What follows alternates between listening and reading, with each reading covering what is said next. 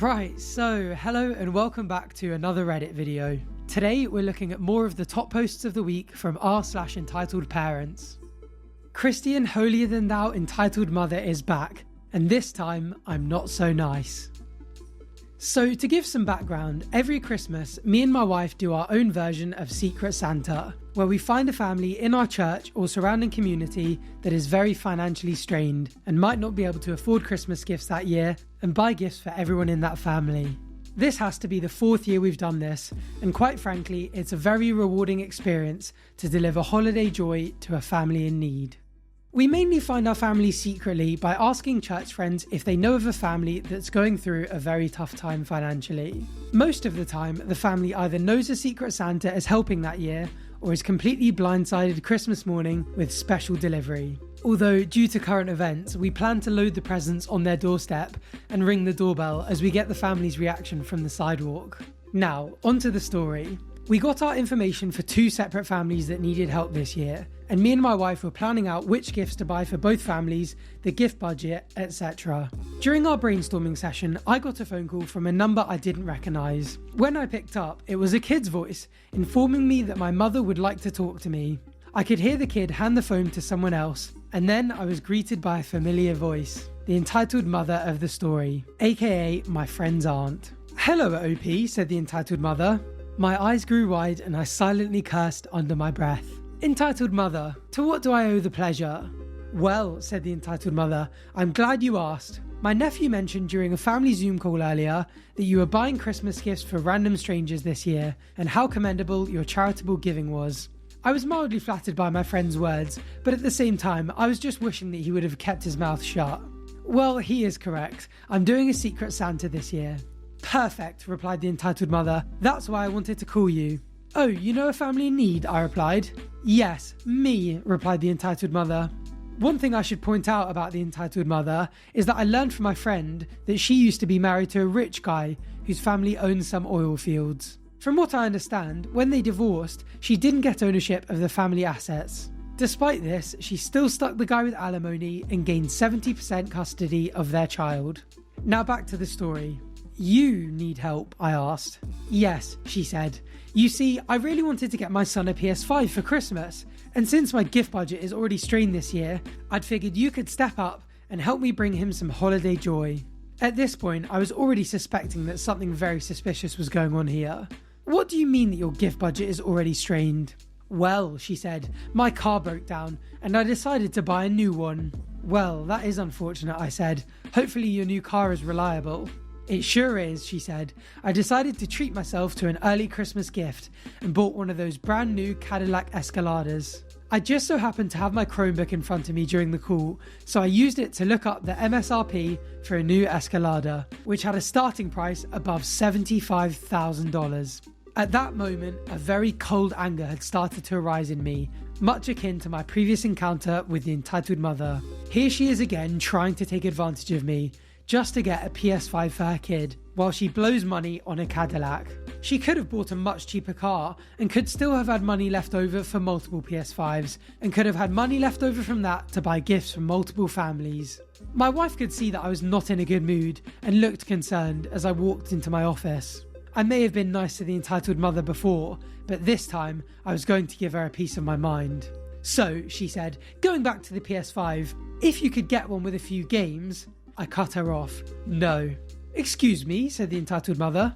"I will not be buying your son a PS5 for Christmas." "But he really wants one," she said. "Are you going to deny a kid his wish?"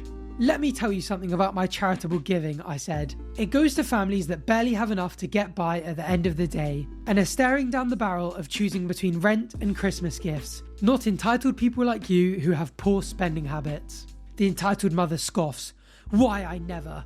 How dare you?" "Look who's talking," I said. "You obviously have more than enough money to purchase an SUV that costs more than a blue-collar income, yet here you are trying to bum a free PS5 off me, all because your budget is strained. If your budget is so strained, then why don't you sell that overpriced car and buy one yourself?"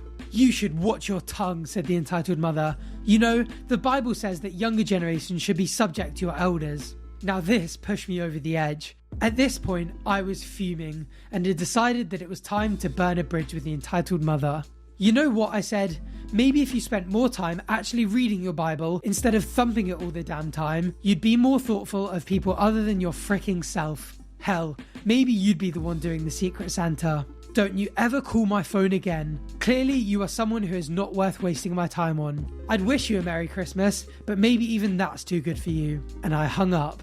I blocked the number and proceeded to text my friend to make sure his aunt never contacted me again.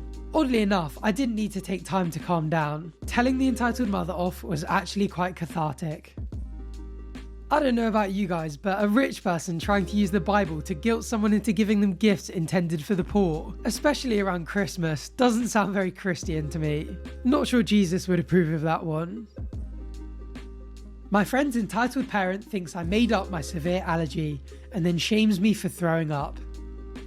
So this happened when I was about 8 years old, and my parents only recently reminded me that this happened. For some background info, I'm really allergic to potatoes. They give me blisters all over my mouth and make me violently ill for about 2 days after eating them. So anyways, on to the story. When I was about 8 years old, I was having a sleepover with my best friend. My mum dropped me off at about noon, so I was going over to have dinner at their house. My mother specifically told my friend's mother that I was allergic to potatoes, so she could make something without them.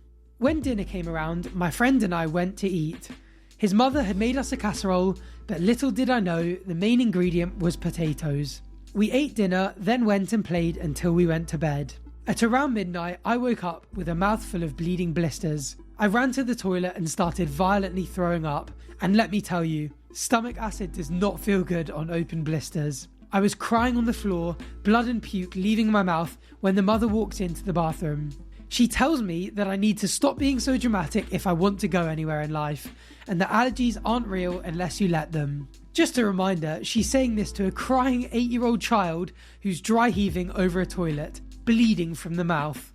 She goes back to bed, leaving me in the bathroom for the rest of the night. The morning comes around and my mum comes to pick me up. Through my blistered mouth, I tell her what had happened. She goes ballistic. She tells me to go to the car, and I can hear screaming at the other mother from outside. Suffice it to say, that was the last time I ever hung out with my friend at his house. Honestly, this mum needs to go to jail. Telling an 8-year-old kid who's throwing up and bleeding to stop being so dramatic. Saying allergies aren't real. She was straight up trying to kill this child. Sister-in-law, as an entitled parent, literally has her child cool and asks for my grandmother's dolls the day of the funeral. So my grandmother collects dolls, and we did it together for several years. She then fell ill with lung cancer, and we cared for her at home. I was working 32 hours a week and going to college full time, and watching her at night so my mum could rest. We received zero help from my siblings and no help from my grandmother's other kids except an aunt who stayed with her for a week and called for us to come home early from the trip because she couldn't do it, even though she took care of her dead husband's mother and treated her like a queen. So fast forward to my grandmother's passing. The day after my grandmother passed, my sister-in-law calls me and says, "What are you doing with grandma's dolls?" I told her that they'd be put away for safekeeping for now because we were in so much pain that I literally felt my heart physically hurting. We were so sad about our grandma dying because she lived with us the whole time growing up. My sister-in-law then proceeds to tell me that I need to let each girl pick one and take care of it, or maybe just give them to the girls who never visited our grandma because I was a grown woman. Grandma had left me the dolls, so I told her no, and my sister-in-law was beyond livid. The day of the funeral, I pick up the phone as we are literally walking to the door with our coats on to leave, and her daughter calls me. Her daughter was about 5 or 6 at the time, and could never have even formed the thought of asking, and didn't even notice when she did visit as a baby/toddler. She was made to ask me for the dolls. I literally could hear my sister-in-law in the background feeding her what to say. I hear her say that I would give it to her daughter because I wouldn't tell her no like I did the sister-in-law. I politely told my niece that I wasn't doing that right now, and that they were too young to take care of them anyway, so that would be decided later. Then I asked to speak to the sister-in-law and tell her that it was inappropriate and she shouldn't have had her daughter cool because it was just setting her up to be hurt. My sister-in-law was still mad because those are expensive dolls and there are too many for me to keep all of them. This is coming from the same woman that kept her kids away from our parents and ghosted them, and then sent the child over as she neared 18 to ask if my dad was going to put her in his and my mum's will. I mean, really? To be honest, I was so happy when my brother divorced her after she left a Dear John note on the table. She basically wanted to experiment because I never sowed my oats when I was young. From what I understand, she sowed plenty. They had been married for 17 years. Apparently, she married him for our family name and thought that he would be rich because then my dad drove a Lincoln and had a business, and she thought that my brother would inherit everything. Apparently, she got tired of waiting. She was just plain entitled, as a parent and as a person in general. You know, I can kind of relate to this story. I was really close with my grandfather growing up, and one day he showed me his World War II medals and told me that he wanted me to have them. After he passed, his brother, who he didn't really speak to, sorted through his possessions. At the end of the process, we didn't hear anything from him, and when we asked, he claimed he had no recollection of any medals being in the house. I can't say for sure, but I think he kept them for himself and just didn't tell anyone about it. Dad gets mad that I won't steal from work for him.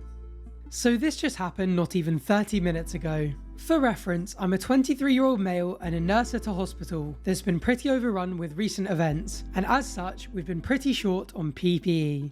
So I'm eating lunch and trying to watch my show peacefully when my dad interrupts, trying to ask me a question. "Do you guys have gloves at your facility?" he asks. "Yeah, we do," I responded, "but we don't have as much as we would like." "Do you think you could grab a box for us?" he asked. "No," I replied. "Unfortunately, we're already short as it is, and other people have been fired from stealing from the hospital." "Are you telling me what you're not going to do?" replied my dad.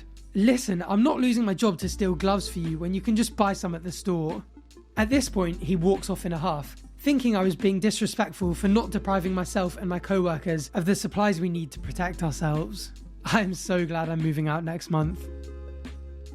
Imagine thinking you need personal protective equipment more than medical staff at a hospital, and then trying to get your son to risk his career to steal it for you. Selfish, entitled, and bad parenting all in one. Well, that is unfortunately all we have time for today. If you enjoyed this video and you want to make sure you catch the next one, make sure you're subscribed down below so you don't miss out. Thank you for watching and listening, and hopefully I'll see you next time. Bye for now.